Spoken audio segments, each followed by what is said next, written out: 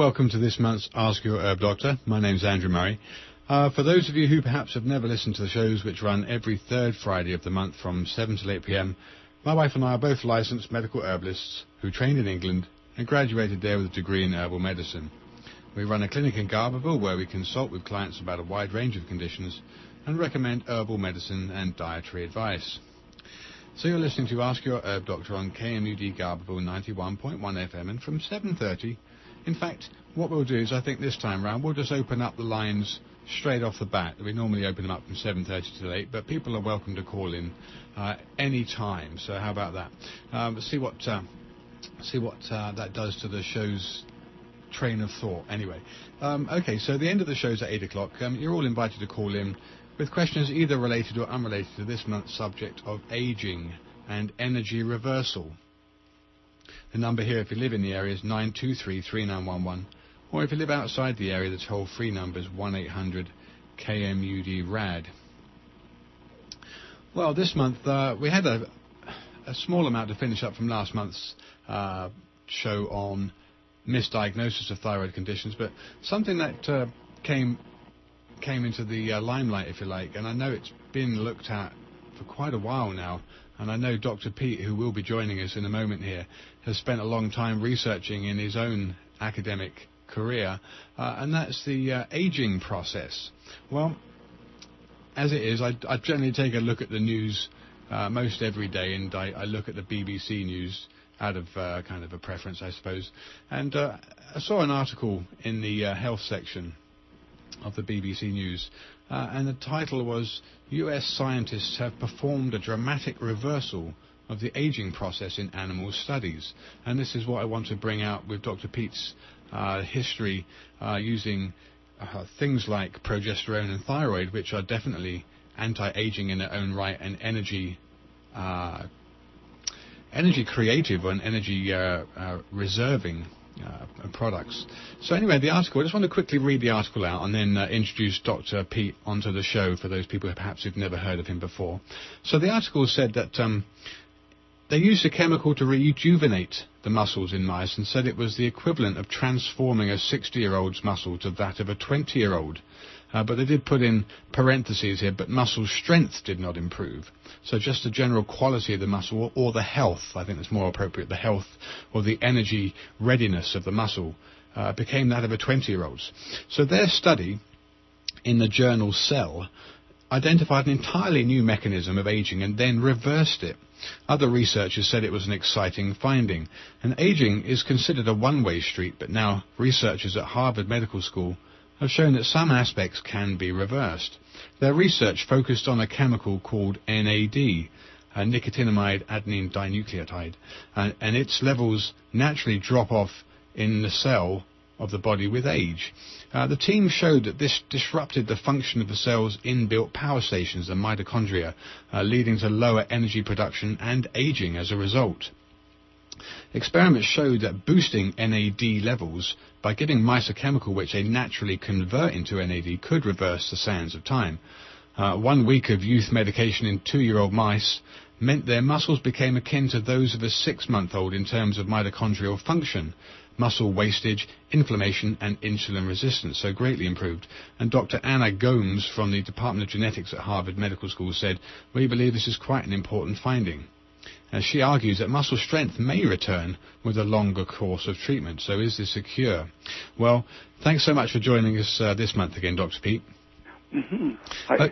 For those people who have just tuned into the show or maybe have never heard you before, and they have quite a following, and I think those people kind of generally tune into the show, but would you just give people that may be new listeners an outline of your academic and professional background?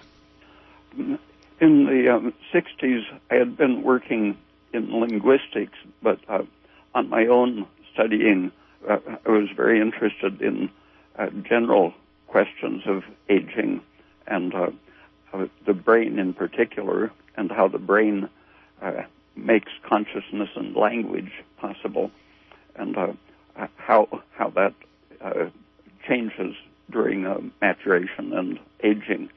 And so I enrolled at the University of Oregon thinking I would study brain biology in 1968, and found that the the brain biology people were extremely dogmatic, thinking in terms only of genetic control, membrane functions, and nothing much in between. And I looked around the department and found that the reproductive biologists seemed to be more scientific and actually looking for an explanation rather than trying to explain things in terms of what they believed they knew. So I worked on reproductive aging, and our lab specialized in the female aging, and I concentrated on the energy, oxidative metabolism, and the changes occurring in the uterus with aging. And I found that all kinds of stress converge with the changes that you see during aging, especially in the reproductive system. It was like the lining of the uterus was a very good model for things that happen in the brain and the whole organism. And all types of stress, from radiation to bad diet, vitamin E deficiency, deficiency of oxygen, all of these things mimicked the changes that you see in aging. And basically that's the area that I've been thinking about a lot ever since. Yeah. Okay, good. I think the some of the language sometimes is a little difficult for general listeners to get their heads around if they're not medically or physiology minded or trained. And so I think just to open up the subject this evening of aging in light of the research that was broadcast in an article produced by Harvard, if we want to talk about the two types of interactions that happen in the aging process that this was looking at, in terms of the interaction with DNA, with methylation as a additive process which degrades the DNA, and the acetylation, which apparently is more protective. They talk about an epigenetic modification, and perhaps we mentioned in the past that unlike most modern thinking that would tell us that we are a result of our genetics and there's nothing much we can do about it, I know that you found many different research articles that have proved beyond doubt that there very much is something that can be done, and the environment in its own right has its own effects on the genes, even at a very local and a very time-dependent manner. So it's not a case of the genes being fixed in time and space and immutable, but that definitely changes can be done in a relatively short space of time. So when the articles talk about epigenetic modification involved in gene expression, for example, to perhaps stave off cancer or even allow the cancer to exist, would you explain what that is, that epigenetic modification? Luther Burbank was a person who explored the influence of the environment. Many biologists from the time of Lamarck down through Barbara McClintock, who was ignored until just about 20 years ago. They sort of pulled her out of obscurity before she died. These people had demonstrated that the need for a function could elicit the function in an organism, so that a stressful environment would cause changes in the chromosomes. Barbara McClintock referred to jumping genes, but these things were actual movement of DNA elicited by stress in the environment. And all of these people for almost 200 years were excluded from science by a very dogmatic view of genetics. Right. All of the dogmatic view of the geneticists of the 20th century are now defunct completely, but they live on in practice in medicine. In the last year, several dozen people have asked me what to do because they've discovered that they're a mutant by having a DNA test. There are a couple of popular genes that almost everyone has a mutated form of, but actually these make almost no difference in health or function. Very slight nutritional requirement difference. And if you look at identical twins, despite the fact that all of their DNA is identical and that they experience the same environment in the uterus, and most of them experience a very similar environment because of their social economic level. Despite all of those genetic and environmental overlaps, when you look at a serious disease, there's very little overlap. For example, if one twin has rheumatoid arthritis, there's only a 12% incidence of it in the other twin.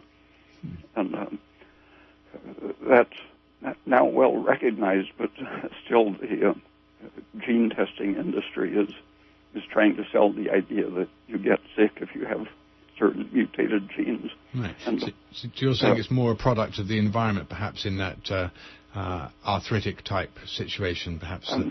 Yeah, and constantly, like they put 40 mice, I think it was, in a stimulating environment and found that just by the choices they made in their daily life, they became very different in personality and behavior, just by where they happened to go in the environment, influencing what they learned. And over their lifetime, they became very recognizable individuals. And that would really upset medicine if they had to consider everyone as a unique individual all the way down to the way their genes work, because there would be no... It'd be too considerate. No exact definition of a disease. It would be your disease this month. Interesting. I wonder what it is in the animals in that mice study, perhaps, that made the individual mice do things differently, that gave them a better outcome there. Possibly just which one was the first one to be weaned and wander off and have an experience. Right. And that stimulated them in a way that the others didn't experience. Okay, and, go on. The genes are being used constantly. Everything you do is using your genes in a certain way that varies according to whether you're awake or asleep, for example. But if you're starving day after day, this is going to pull up an accumulation of changes, not just a quick on and off effect of day and night or incidental experiences, but it will accumulate sort of an inertia, and layer after layer will be laid down in the stuff around your genes, attaching carbon atoms to the DNA itself and attaching a great variety of molecules to the proteins that handle the genes, the histones that surround the chromosomes and move the genes to make them accessible for copying and functioning. These are relatively easy to change. The methylation is a little more sluggish.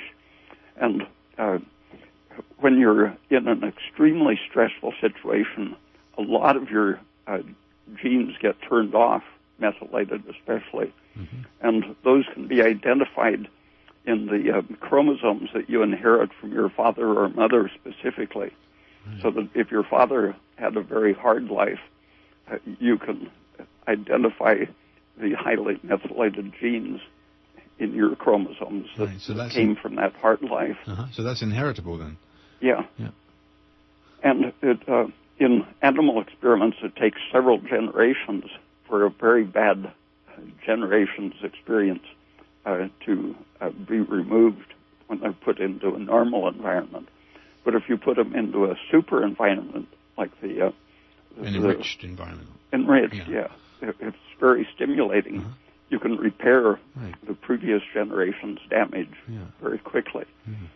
And some nutrients and drugs can do that, remove methyl groups from the DNA and attach more of the opening groups to the histones. Okay. All right, well, let's just let people know here. You're listening to Ask Your Herb Doctor on KMUD Garberville 91.1 FM, and from now until the end of the show at 8 o'clock, you're invited to call in with any questions, either related or unrelated, perhaps, to this month's subject of aging and energy reversal. Dr. Raymond Peat is a specialist in hormone physiology and the aging process, having studied it for the last 35 years or so. Yeah, let's just tell people the number again. I guess it's 923-3911. Or if you live outside the area, the 800 numbers, 1-800-KMUD-RAD. That's 1-800-568-3723. Okay, so let's perhaps go on then to the what you've mentioned about methylation and demethylation and how that occurs, how that affects the gene, how it silences it, how it allows tumors to grow, and how they have just found now in this piece of research that the very presence of this is a very diagnostic indicator for how well the tumor will continue to grow, and how switching this off is actually a fairly new approach to cancer therapy. So in terms of the process of methylation and how this happens and how this is also related to that train of thought, a fairly aberrant train of thought perhaps, but that fasting is good for you and going without is actually fairly healthful, and if you starve yourself fairly regularly and live on a very meager caloric intake, you'll actually have a greater chance of longevity. And it's not actually true, is it? No, it was definite about 70 years ago.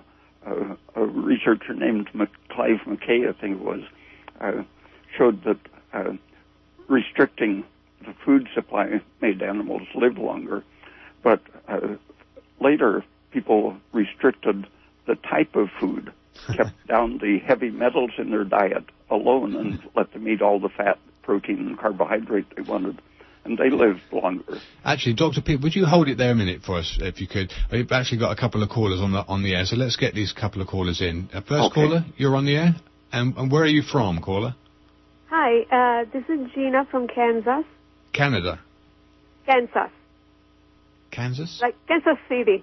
Okay, I'm sorry. Sorry, it's my accent. I'm foreign as well. Oh, no problem. Yeah, we're all foreign. Yeah, go ahead. What's your question?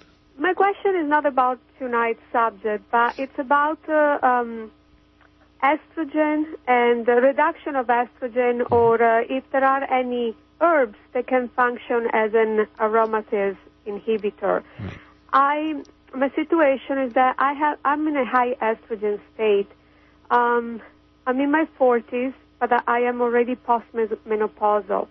I enter menopause very early, at about the age of 40. I also have, I have been diagnosed this year with Hashimoto, and I have gained a lot of weight, like 40 pounds in just 3 years. Yeah. Since the menopause, and I was told that I probably also had the Hashimoto for 3 years or so, but I have gone from 99 pounds to 139 in just 3 years. Yeah. My progesterone is very low, even though I am supplementing with Progest-E. Okay. And very high FSH and LH. Right. I'm under a lot of stress, so even though the blood test shows the estrogen is low as well, I believe it's only because it's trapped in the cells. I don't believe I have high estrogen. I don't see how I could, considering I'm fat, I'm under stress, I have digestive problems and a lot of other issues. So since I can't raise the progesterone, even with supplementation and diet, such as raw carrot, low fiber, I still cannot pull it up.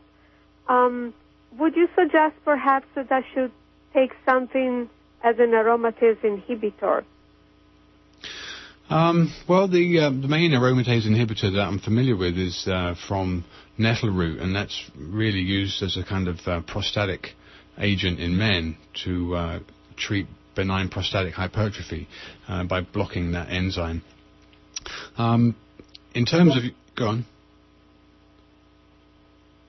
In terms of your condition and what you said about the weight gain and your age, it's not uncommon at all for what you're saying to occur. It's happens. I think it happens fairly commonly. Dr. Peat, in terms of this lady's supposed low progesterone levels and the estrogen that she's been exposed to, having gone into early menopause at 40, in terms, I know that you'd probably be looking at her thyroid function as a main route with which to treat her situation in terms of her possible now Hashimoto's diagnosis. Yeah, almost everyone around the age of 40, that's when the highest ratio of estrogen to progesterone exists. But the trouble is, the estrogen seems to drop when you measure it in the serum, even though it was at its very highest lifetime level around the age of 40. When progesterone falls, the estrogen can't be released from the cell, and so it doesn't appear in the serum until progesterone affects the cells to release it so that it can be measured. But that means that even without taking something to increase your progesterone, that the aromatase inhibitors are very practical and logical. Two fruits that contain effective aromatase inhibitors are oranges and guavas, apigenin. So this is naringenin. Yeah, in oranges, and then in guavas, I think that there's one called apigenin. Apigenin, okay. Apigenin. Okay. And aspirin, by blocking the production of inflammatory prostaglandins, aspirin helps. And the supplement pregnenolone is indirectly able to increase your progesterone and lower the estrogen production. The pregnenolone is a precursor to the AGA, correct? It's a what? It's precursor, yeah. Precursor, yeah. Yes. Right. My DHEA levels are quite high. So would taking pregnenolone make it even higher? No. When your estrogen is not being controlled, it likely overactivates your adrenals.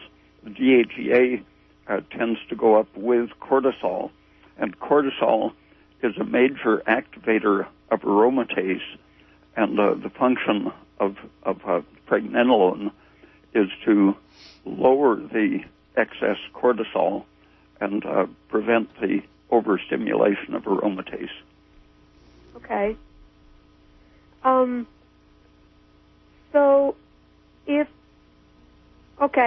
if the pregnenolone being a precursor to the AGA, and you explain how that works, but the DHEA is also precursor to estrogen, so how would I keep it from producing even more estrogen?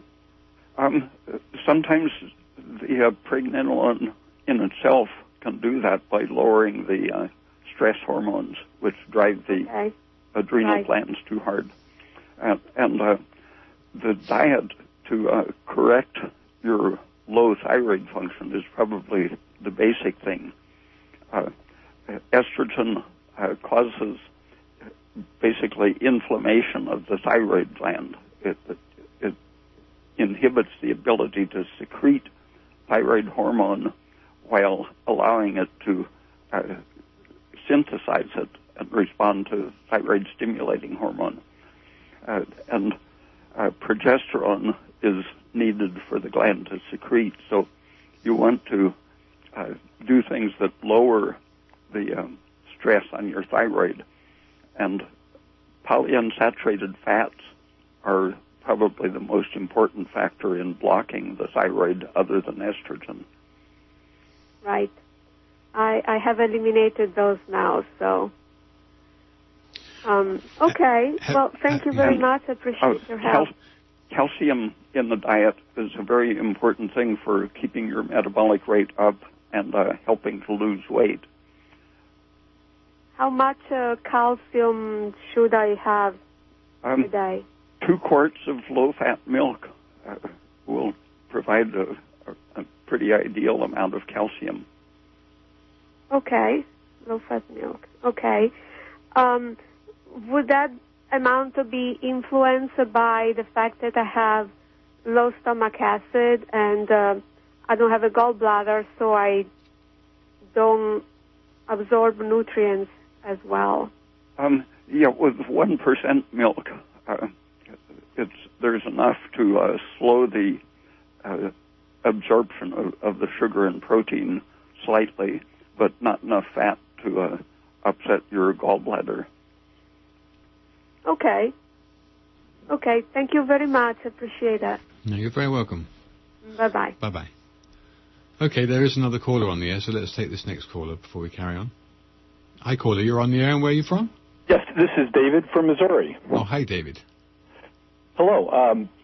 So, you know, I just thought of something that might be helpful to all of us, and Dr. Peat has really helped me a lot on this, and he's discussed this quite a bit, but, you know, we're at the lowest point in getting sunlight. Mm-hmm. We're getting close to the winter equinox, and I've really been experimenting a lot with the red light, you know, using the heat lamps that mm-hmm. is basically like a chicken light that you would go buy at a hardware store mm-hmm. and having a reflector on it, and really trying to get more of that light each day. So anybody that's having any kind of problems, a lot of the problems could be coming from the low light situation, so that might be a good place to start. So anyway, for sure. I just wanted to start with that. But the other thing, I just have a few questions about food in general, and also about aspirin, since you brought up aspirin. One of the problems with buying, like, you know, different brands like Bayer and different things, it seems like they have a lot of additives in them. Mm-hmm. And so I've explored different ways of getting aspirin that is pure aspirin. It looks like the only place you can actually buy that is through pet supply places, which always feels a little weird, you know, buying it that way. But then the other thing, and Andrew, you probably know quite a bit about this as well, willow bark, mm-hmm. which I guess is really the source of where Bayer aspirin originally got their, their molecule structure to create the salicylic acid. Yeah, meadowsweet was also another very good, rich source of acetyl salicylic acid, but I think it was probably the willow bark where it was first synthesized. Yeah, and so I'm just curious, Dr. Peat, what do you think about using the willow bark rather than trying to use some of these aspirin that have all the fillers and different silicate materials in them? The fillers definitely aren't good. If you have access to nothing but the pills, I think you should dissolve them in hot water to let the junk settle out, and then just drink the sour water. Oh, okay. I'd never thought of that. Okay. There is quite a few chemical supply companies actually that will sell it. I don't think it's a controlled substance. Dr. P, aspirin is not a controlled substance at this point in time, is it? No. Okay, yeah. So okay, well that's good. It seems like I've done a lot of different searches and called a lot of places, and it seems like the only place you can find it is like Pet Supply, which it seems like in America sometimes they treat pets better than they do people as far as they don't give them as many additives, that's for sure, probably. Yeah, no, you definitely can get pure aspirin. The other thing I wanted to ask about was on pressure cooking and canning. And the reason I'm thinking along those lines is, we just kind of live in crazy times, so I've been thinking about, trying to come up with some foods that could be canned, like in mason jars, and I bought a pressure cooker. And so I just want to throw this one recipe that I'm thinking about doing out, and it would be potatoes and kale, garlic, onion, and I'm thinking also about using like ground lamb, and then either cooking that in the pressure cooker in the jar or cooking it before. And I'm just curious if you have any thoughts about that. I would think the main thoughts Dr. Peat would have about that is the onion and garlic side of it. Okay. So we would rather not put the onion and garlic in there? Well, only just because some people are fairly sensitive to it, and they may not even know it's the onions and the garlic that are doing it. It's like people eating a lot of vegetables and then having a lot of flatulence and thinking it's quite normal. It's actually not good for you, so you're probably better off without it. I think that's the logic. Do you think, Dr. Peat, that the nutrition aspects of the canning would harm the foods? Oh, no, there were experiments in the 1940s in which rats were fed stuff out of cans, the usual vegetables, beans, corn, all the standard vegetables, and others were fed the same vegetables fresh and raw, and the animals eating canned vegetables thrived, the others didn't. Interesting. So I'm thinking that the potatoes, because you've talked about potatoes actually being a fairly decent protein, even though I know the starch is a little bit of a problem, but if it's cooked really well.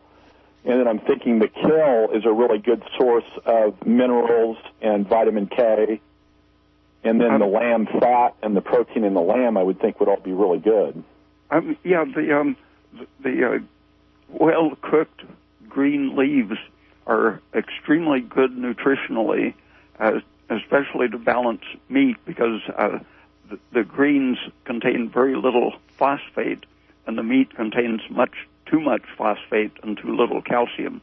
So you get a balance when you have greens with meat. Okay, well, good.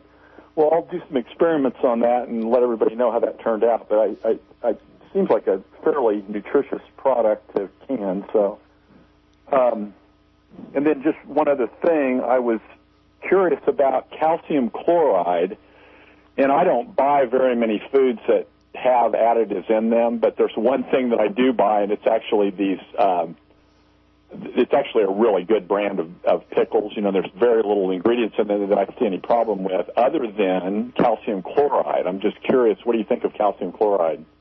It's been used for making pickles and such, and it has a nice taste when it's added to food, but a lot of people are sensitive either to magnesium chloride or calcium chloride, and so it's good to be cautious with it. It can cause headaches and bowel symptoms of various types. So if I'm not having any problems that I can sense, then I guess it's probably fine. If it's chemically pure, it's good as a food additive. Okay. Okay, well, hey, thank you. Okay, thanks for your call. Okay. Okay, so the number here, if you live in the area, is 923-3911, or the 800 number is 1-800-568-3723, or 1-800-KMUD-RAD. Okay, so the lines will be open till 8 o'clock. So, Dr. Peat, you were starting to talk about I think the method between methylation and the compounds that would be useful that were brought out in the article. I know they talked about things like curcumin from turmeric. They mentioned resveratrol, which I know that you've looked at in fairly good detail. They also mentioned genistein and diadzine, which are other compounds that were useful in switching off that methylation. Do you have any other any other thoughts on that? The caller mentioned the importance of light, and even light can help to reverse the toxic methylation that happens from stress. To switch off that excitotoxicity. Yes. Yeah, because I know we've talked about that in the past, haven't we? About neurons becoming too excited, and that's just as bad as being inactive.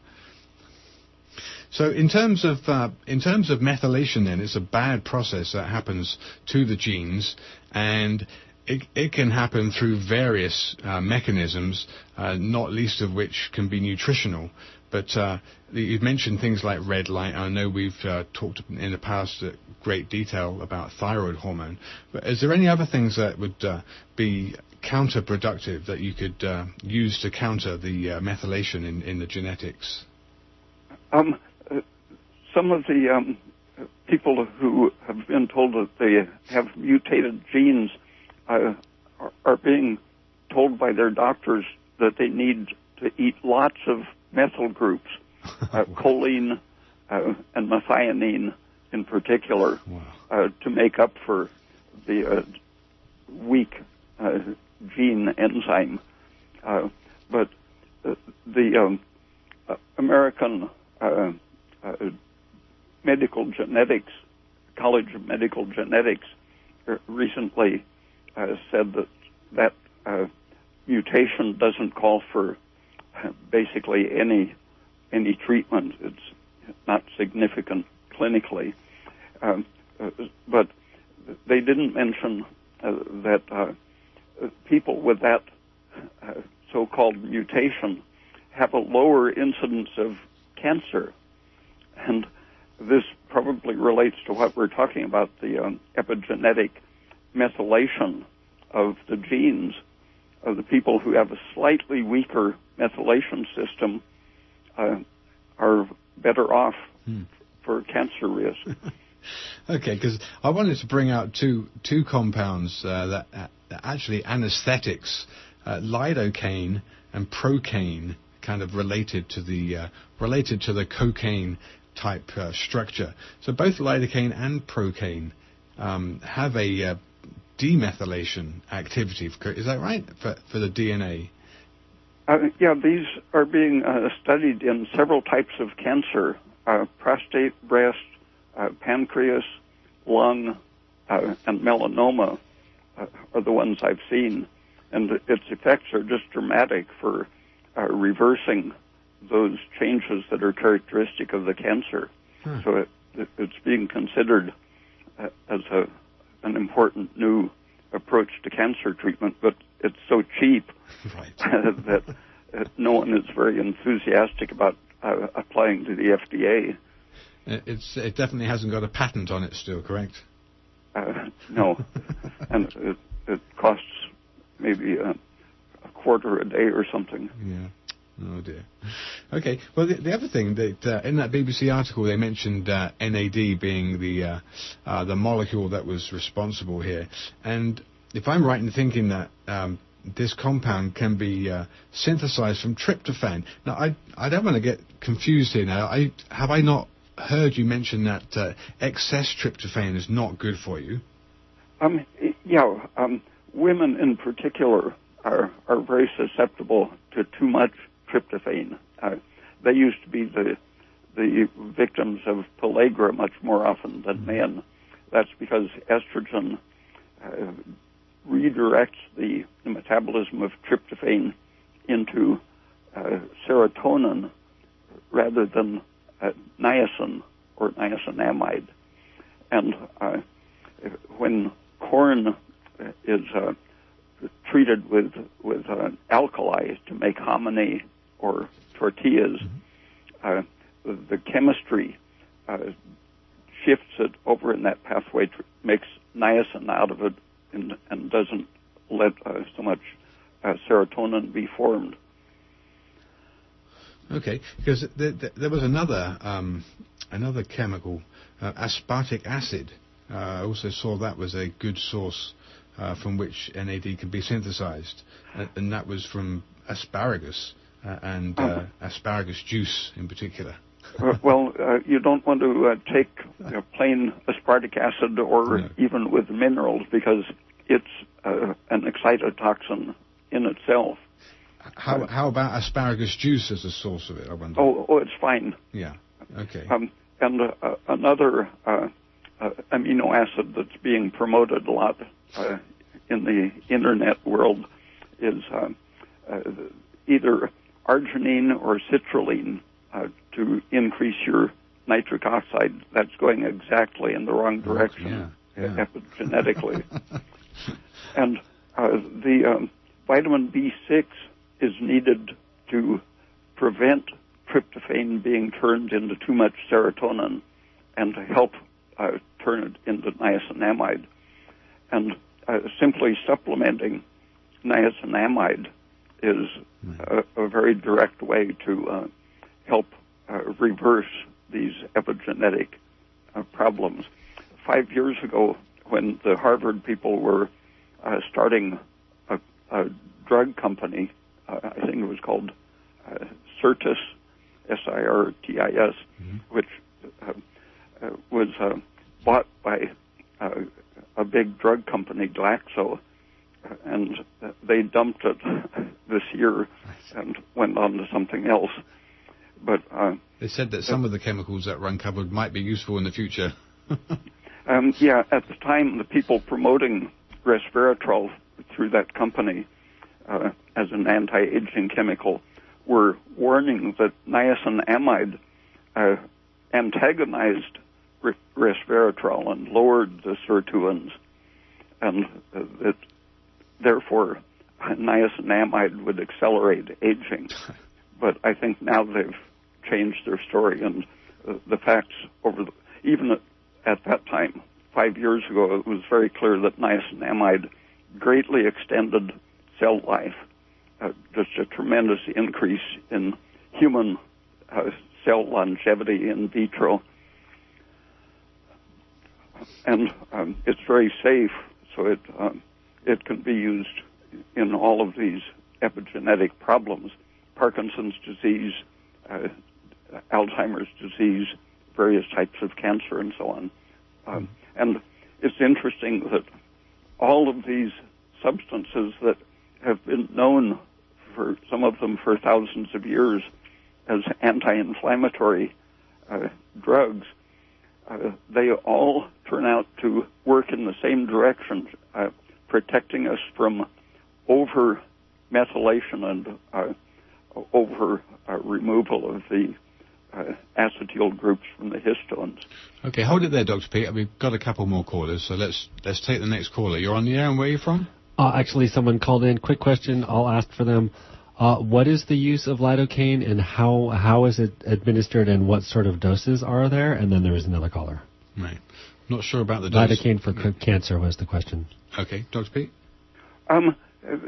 These studies have been done in many different ways, but I've had several sort of random experiences with both procaine and lidocaine that were really just amazing to me. For example, a girl with lifetime terrible eczema, red and scaly all over, she put a handful of, I think it was rubbing alcohol mostly with some Novocaine in it, and stroked it up her shin, and at the same speed that her hand moved up her shin, a wave of normal-looking skin appeared right behind it, and it stayed that way.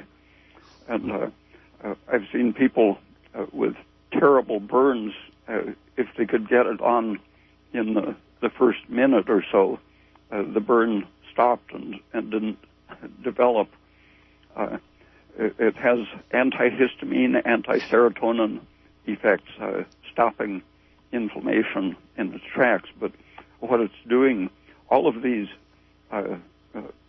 well-known anti-inflammatory things are also undoing the limiting and harmful genetic changes that are caused by injury. Yeah.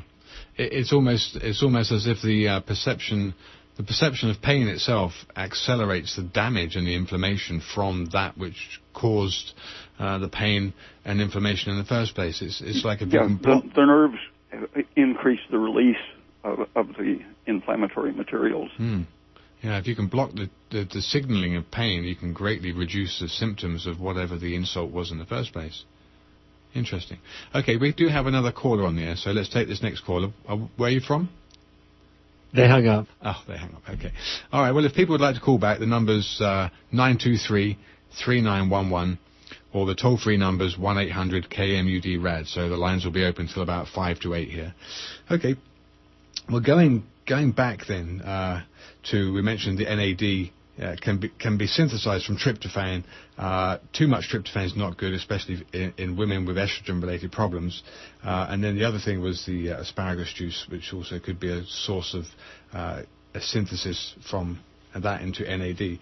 You've also mentioned, I read a couple of articles about how aspirin enhances the deacetylation of the histones, and the histones were these coils within a chromosome that kind of bundled up the DNA, and then aspirin itself was shown to greatly potentiate the effect of the deacetylation rather. And I know you've mentioned, you talk about aspirin a lot as being a very useful, very good anti-inflammatory, very inexpensive, and not at all to be considered as a life-threatening drug that will thin your blood and cause hemorrhage. But what do you think about the co-administration of aspirin along with that deacetylase inhibitor? I think it works by itself or with any of the other protective inhibitors. Caffeine has some of the same effects, and aspirin and caffeine have been used together in a lot of products. So a combination, all of these seem to work synergistically rather than interfering with each other. Okay, and there was, I think if we want to move on to the anthraquinones as a pretty interesting group of chemicals. I know Paldeaco has been one of these chemicals that has got a long history of anti-cancer use. But talk about amodin as a compound, this anthraquinone, the reddish, the chemical that gives the reddish colour to those types of chemicals that have that laxative effect. So both cascara and amodin, and how they work. If you look at the molecule for Paldeaco, or is that the same as Lapacho? Yeah. Lapachon? Yeah. If you put vitamin K and emodin and Lapachon in a row, and tetracycline, the antibiotic, which is an anti-inflammatory, they're essentially the same structure with a different number of rings. Mm-hmm. But it's like each one is an analog of the other, and each one has properties overlapping with those of the other: anti-inflammatory, anti-cancer, anti-stress. Can I hold you there? I think there's 3 callers on the line now, so let's take the first caller. You're on the air. Where are you from? Hello, I'm from Arcata. Okay, hi. What's your question? I have a problem. I've a couple of years ago, I scalded myself on my abdomen. Okay. With I was cooking chicken. Okay. And the oil from the pan got on my abdomen, and a blister formed. Mm-hmm.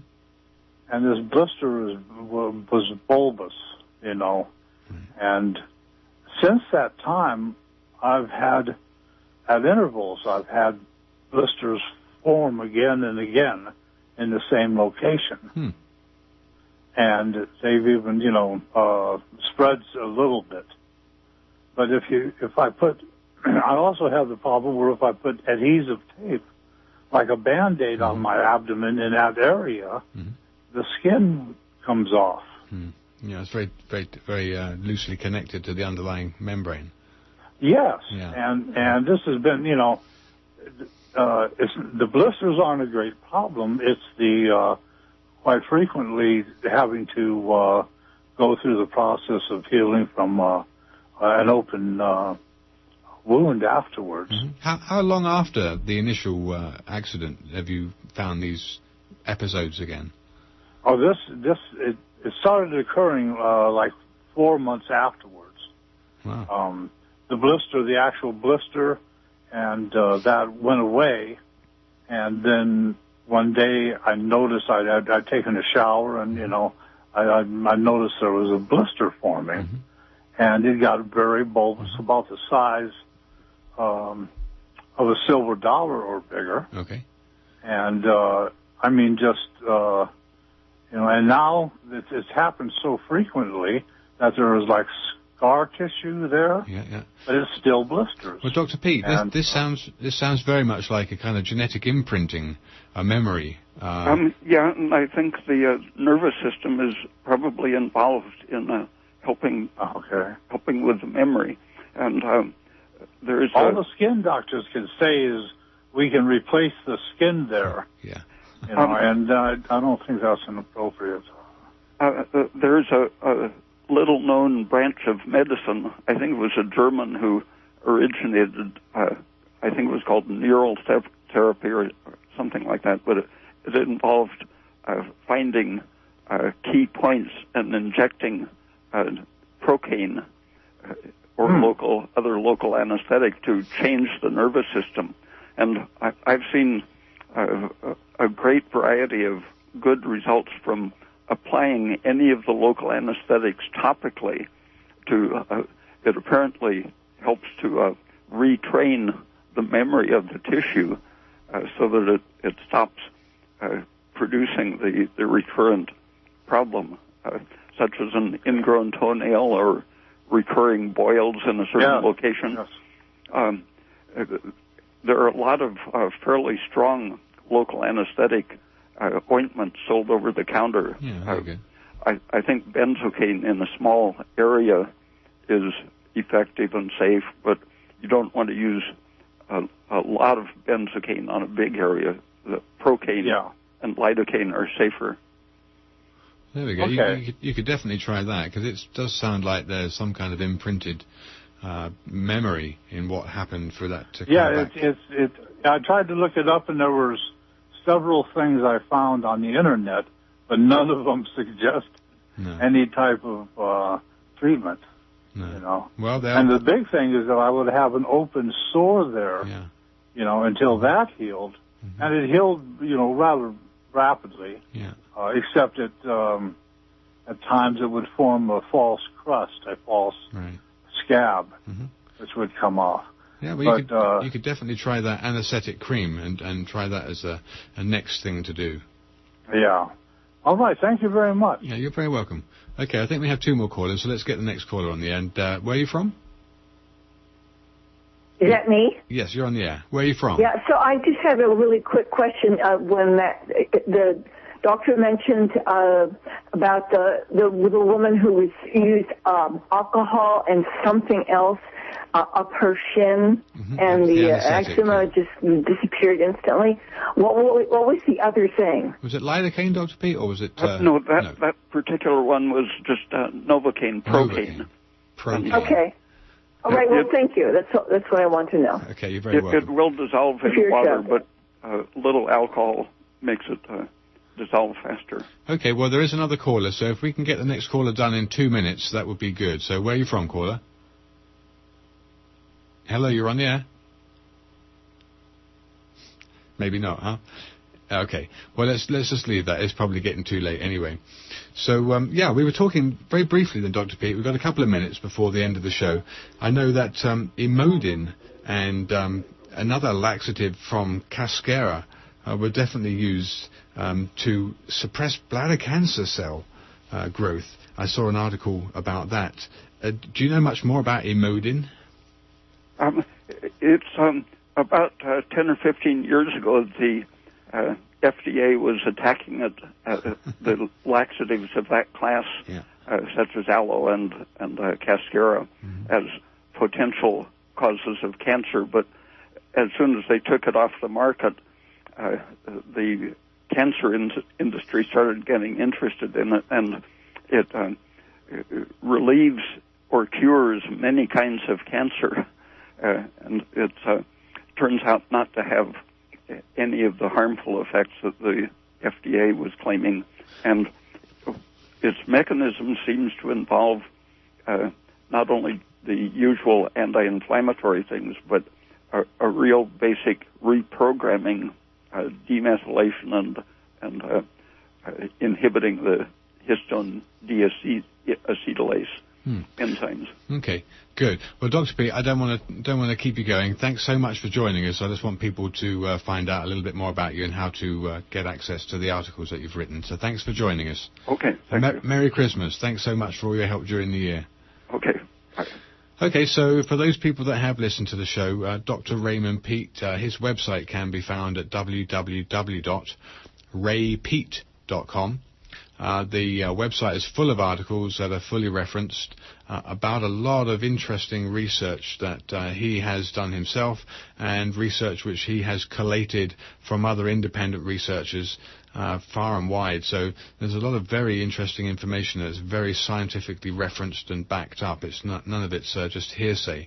So for those people that have listened to the show, thanks so much for joining us, and for those people that called in, thanks for your calls.